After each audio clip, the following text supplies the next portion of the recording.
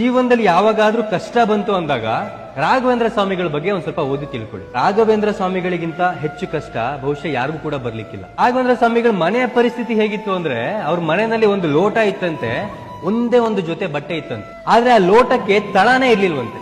ತಳನೇ ಇಲ್ಲ ಅಂದ್ಮೇಲೆ ಆ ಲೋಟನ ಹೇಗೆ ಉಪಯೋಗ ಮಾಡ್ತೀರಾ ನೀವು? ಆ ಲೋಟದ ಕೆಳಗಡೆ ಹೀಗೆ ಕೈನ ಇಟ್ಕೊಂಡು ಆ ನೀರನ್ನ ತುಂಬಿಕೊಂಡು ಕುಡಿತಿದ್ರಂತೆ ರಾಘವೇಂದ್ರ ಸ್ವಾಮಿಗಳು. ಇಷ್ಟು ಬಡತನ, ಇಷ್ಟು ಕಷ್ಟ.